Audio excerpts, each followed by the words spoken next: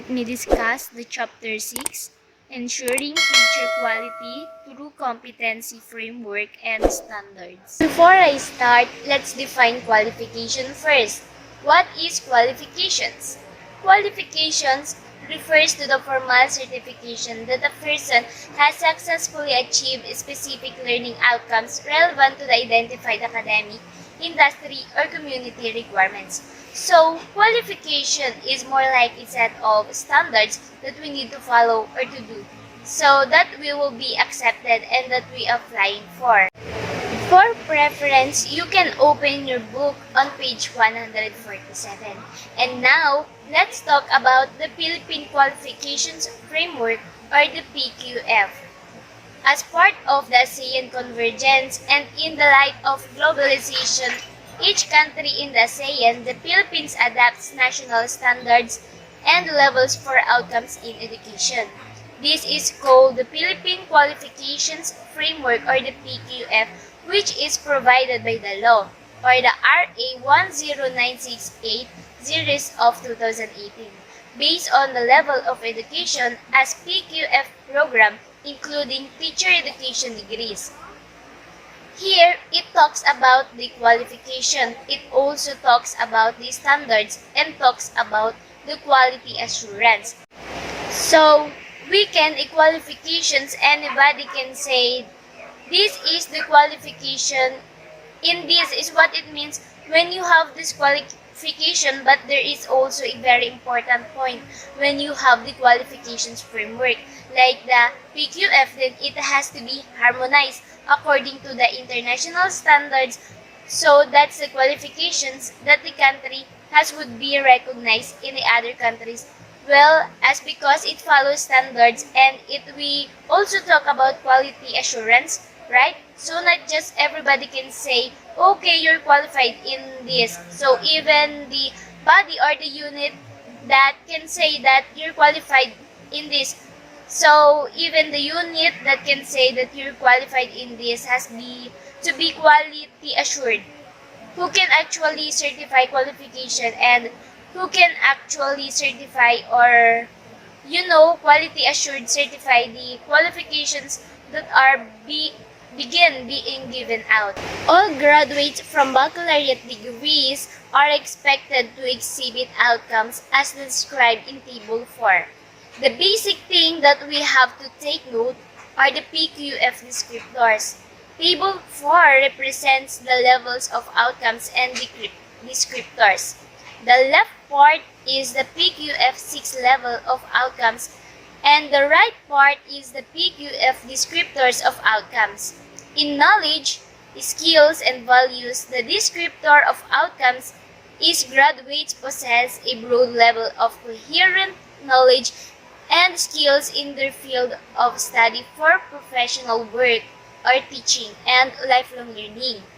And in application of knowledge, skills, and values, the descriptor of outcome is the application of professional work teaching in a broad of discipline or for further study. And the last part is degree of independence. The descriptor of outcomes is the independent or as a teacher and are in the teams of related fields. So this is the level 6 of outcomes and descriptors. So next, what are the purpose of Philippine Qualifications Framework? So the PQF is a legal document that adapts national standards and levels for outcomes of education in the country. It assists individuals to move easily between different education and training sectors and the labor market. Further, the PQF aligns the international qualifications for full recognition of the value of the Philippine qualifications. Also, the PQF will be used as the basis for accrediting certificates and licenses recognized by the government. In the other words, Philippine qualification is a legal document that adapts national standards and levels for outcomes for education in the country. For the next, we have the Philippine Professional Standards for For the teachers or the PPST, Philippine Teacher Education, it was defined by the Teacher Education and the Development Map of 2006 as a lifelong journey, meaning it is lasting or continuing through life. So, starting from the entry to basic education, in the Department of Education, we're definitely all of us already undergone to the entry to Teacher Education Institution of the Commission on Higher Education or the CHED, where we are now on that process with the education students.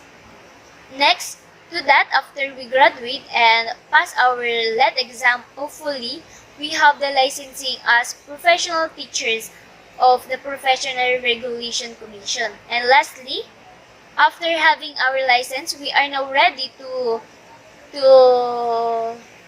employment to the Department of Education with a distinction of civil service or the private basic education. Since the teacher has now the license to teach, the teacher can now be employed in the Department of Education. And now, let's talk about the newly recruited teacher. A newly recruited teacher needs to undergo a teacher induction program. So what is a TIP? TIP is a systematic and comprehensive training scheme for newly hired teachers as part of professional development towards effective teaching and commitment to the profession. It is led by the Teacher Education Council, and as for the private institution, we have the Private Education Assistant Council. A comprehensive induction program includes components such as new teacher orientation.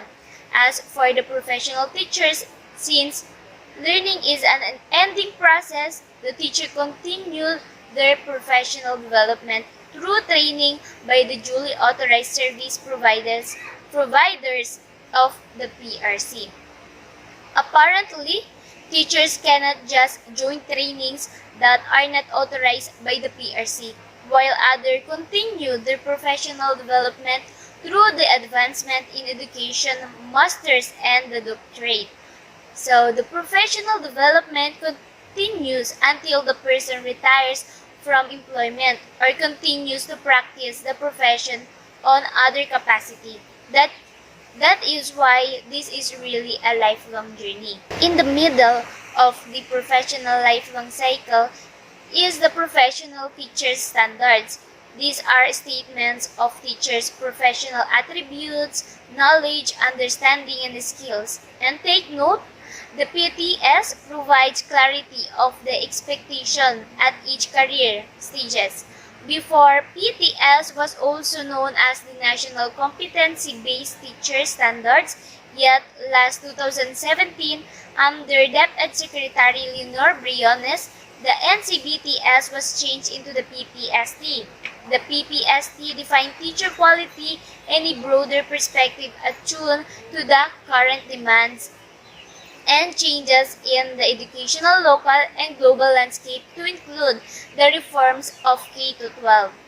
The outcome-based education of higher education, the ASEAN integration, the UNESCO's CDGs 2030, and the Ambition Natin 2040. So, the main target of this PPST is to produce better teachers in the country by improving their qualifications, skills, and by increasing their level of knowledge, practice, and professional engagement. So, PPST has 7 domains and 37 strands. Here are the 7 domains. Domain 1, the content knowledge and pedagogy.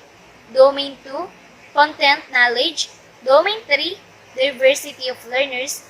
Domain 4, curriculum and planning. Domain 5, assessment and reporting. Domain 6, community linkages and professional engagement. And Domain 7, personal growth and professional development. So, each strand is calibrated according to the professional development scale, or as described, we have here career stage 1, the beginning teachers. The career stage 2, proficient teachers. Career Stage 3, highly proficient teachers, and Career Stage 4, distinguished teachers. So, the Career Stage 1, beginning teachers gain the qualifications recognized for entry into the teaching profession. Teachers at this stage are supported to reach Career Stage 2 within 2 to 3 years. You'll be considered a beginning teacher if you have gained the qualification recognized for entry in the teaching profession. Meaning, you have passed the LET and you have already teaching in a certain school. So, the Career Stage 2, the Proficient teachers. Professionally independent in the application of skills vital to the teaching and learning process. This is professionally independent in the application of skills vital to the teaching and learning process. Maybe you've been teaching for like 5 years or more, as you are very much aware of the different principles, the different theories of teaching, and that you know exactly how to apply all those to teaching and learning process. You can already independently apply those skills to the process, and you can independently apply those vital skills to your students, to your classroom, that will promote quality teaching learning process. And Career Stage 3, the highly proficient teachers, display a high level of performance in their teaching practice. On the other hand, consistently display a higher level of performance in their teaching practice, meaning you can teach without looking at your notes now. You already mastered everything in your field of specialization. You are also good in researches. For that matter, you never stop studying. You equip yourselves with everything that you have to know and everything that you have to do as a master teachers. And the Career Stage 4, the distinguished teachers, embodies the highest standards for teaching grounded in the global best practices. They are recognized as leaders in the education, distributors to the profession, and initiator of collaboration and partnerships. So, ito na yung pinakamataas na level, at kapag ikaw ay distinguished teacher, then you embodied the highest standards for teaching grounded in global best practices, and that you exhibit exceptional capability to improve your own teaching practice and that of others. Meaning, in this particular stage, it might be a doctor already in education. Marami ka na sigurong nagawa ng mga researches, published as different referee journals, as you have already know how to, and that you already know how to help others improve their teaching at the same time. So, those are the different career stages for PPST. Let us look at the detailed competencies on the domains and strands for the beginning teachers. This PPST has 7 domains. These are the domains that teachers and the future teachers should be aware and should practice, so that you will be considered not only efficient teachers but quality teachers. So the first domain is content, knowledge, and pedagogy. Second, learning environment, followed by diversity of learners, curriculum and planning, assessment and reporting, community linkages and professional engagement, and personal growth and professional development. So, let us discuss all these 7 domains. The first domain, content, knowledge, and pedagogy. So, this content, knowledge, and pedagogy would mandate all the teachers to have mastery of the content knowledge. You cannot share anything to your students if you not master what you have to teach them, and there is a need as well to master the content knowledge, so that you know how to explain that to students. You know what particular study strategy should be implemented, and you know very well how to contextualize the content to the kind of students that you have. Because when you master the content, it would just be easier for you to make the content easier for students to understand, and it will be easier for you to make the content interesting so that you'll be able to catch everybody's attention when you discuss that content. This domain also will tell us that there is a need to critically understand the application of theories and principles of teaching and learning. So it's not enough that you know the principles, the theories of the teaching and learning. The most important thing here is that you know how to apply all these theories to real life. You know how to articulate these theories and these laws to the teaching and learning process. You also have to display proficiency in mother tongue, Filipino and English. We are not only using Filipino and English as media of instruction in the basic education, but we are already having the mother tongue, or the call it the MTB-MLE, or the mother tongue based multilingual education.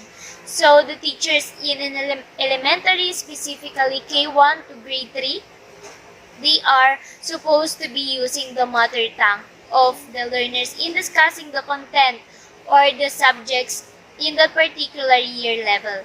As teachers, you are not supposed to be very proficient in English alone or in Filipino, but in mother tongue as well. And this MTB, MLE, and Master Filipino and English, these are also mandated in the Republic Act of 10533, or otherwise known as the Enhanced Basic Knowledge, Basic Education Curriculum of 2014.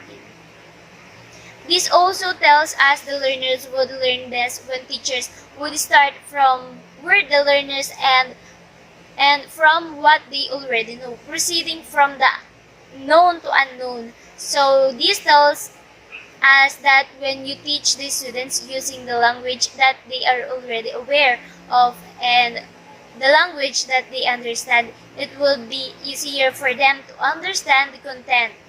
The domain 1 also tells us that teachers should positively use ICT, especially know that we are in the pandemic and that blended learning is what we are doing, or asynchronous or synchronous learning is what we are implementing in our schools. There is really a need for teachers regardless of age to be aware of ICT and to positively use technology to teach students who are everywhere. And at the same time, you also have to use strategies to promote HATS, or the higher order thinking skills. Now, when you will be in the field, you will be encountering LATs and HATS.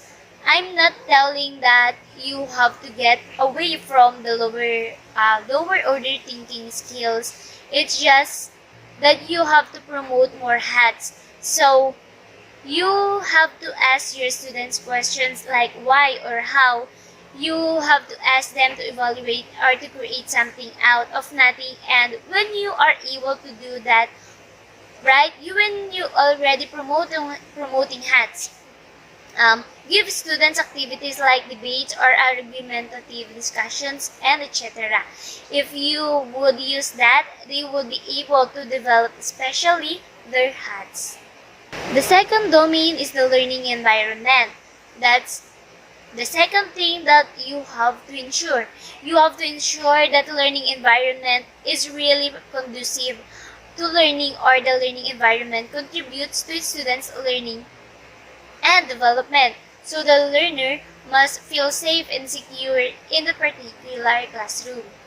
In the learning environment, they really have to be treated fairly, and that the teacher should implement sound classroom management skill.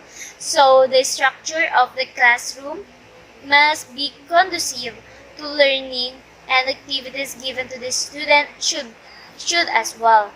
Let students feel that they are loved and that is just okay for them to create mistakes or to commit mistakes, because from those mistakes they would be learning something. That is why teachers should encourage students to constructive classroom atmosphere where healthy competition would be promoted, where openness and self-expression would be encouraged. The third one is the diversity of learners. And the learners in a certain classroom really are diverse because they come from different culture and from different family backgrounds. They have different traditions, they also have different intellectual capacity, and so they are diverse. An efficient and equality teacher should make that they know how to create unity amidst diversity, should know how to make feel welcome and accepted in a certain classroom. That is why it is the duty of the teacher to establish environment that are responsive to learners' diversity by means of demonstrating knowledge of differentiated teaching that suits students' diverse needs. So, when you become teachers, you have to make sure that you would be basing your teaching approaches and techniques on the diversity of your learners, and that these days you are not judging the intelligence of your students based on the academic standing, because kahit na hindi magaling yung estudyante academically, they might be intelligent in some other areas. So you have the multiple intelligence by Howard Gardner. Your job as teachers later on would be to know these potentials and to know these intelligences, so that you will be guided as to the manner of teaching and as the strategy that you will be giving them. And next, curriculum and planning. As teachers, you have to interact with national and local curriculum requirements that you also have to translate curriculum content into learning activities. So, you know how to understand the curriculum guide, the teacher's guide, the teacher's manual, and then you also have to know how to come up with a lesson plan. You also have to identify learning outcomes that are aligned with the learning competency. So that's why the teacher's curriculum guide is very important for you to study, because that guide would give you the different learning competencies of a particular grade level. And there is a need to master also, so that when you craft your learning outcomes or your objectives, those objectives that you'll be crafting should be aligned with the learning competencies as mandated by DepEd or by the CHED. And at the same time, you can also ensure that your learning outcomes are aligned with the competencies and that your activities are also aligned with these two. Because if there is no alignment between and among outcomes, competencies, and activities, as well as the subject matter, then you will not be able to ensure 100% understanding sa mga estudyante. The fifth domain is assessment and reporting. So, this applies variety of assessment tools in monitoring, evaluating, and documenting learners' needs, progress, and achievement. The term monitoring, you use assessment tools to monitor students' learning, to monitor students' understanding. You also make use of assessment tools to evaluate whether they have understood or not they have understood or not the content you have given them, whether they have the grasp what you have given them, and at the same time, assessment and reporting would help you to document the needs of learners as well as the progress that they have in your own subject area. And you have to, just to make sure that when you give assessment tools to students, when you assess their learning, then you would provide when timely and accurate feedback and constructive feedback at the same time. Make sure that your feedback is constructed so that the students will not become uninterested, so that the students' curiosity will not be broken at the same time. So it must be constructive. So you have to give them the positive feedback first, and then you give them the negative ones. And then feedback with the positive feedback at the same time. Students will listen to their strengths and at the same time would be listening to their weakness and the points that they have given strengthened or they have to correct.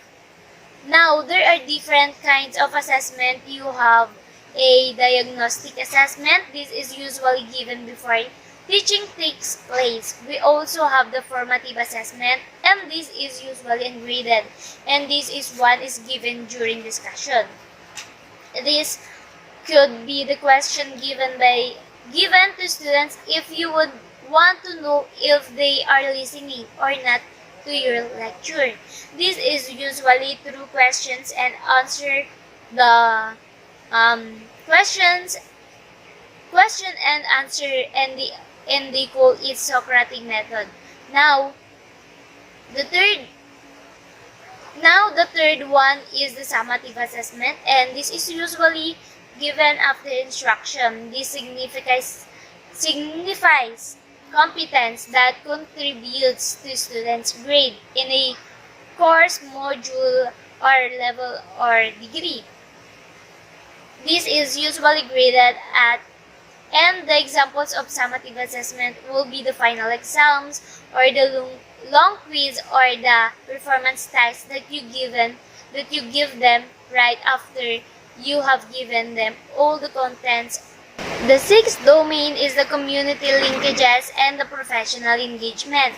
This would tell you that you have to establish very good school community partnership because you are part of the community. So you have to work well with the people in your community, and this is one also responds to opportunities that link teaching and learning in the classroom to the experience of the community. So there are also times when students are asked to visit different places in the locality or to visit the marketplace for the matter because it's where they could get the experience, an authentic experience that are related to your subject matter.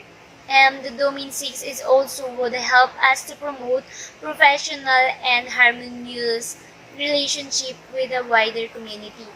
Not just with the people in the school, not just with our students and their parents, but in everyone within the community. And lastly, the seventh domain is the personal growth and professional development. This one tells us that you have to maintain qualities that uphold the dignity of teaching and that you have to exhibit high personal regard for the teaching profession. Meaning, you've got to be proud na teacher ka. You have to be proud that you are part of student success. And you have to be proud that you are in the teaching profession. And so that you would be respected and you would be honored by the people around you. You also have to make sure that you are dignified. You talk well, you dress well, you act well.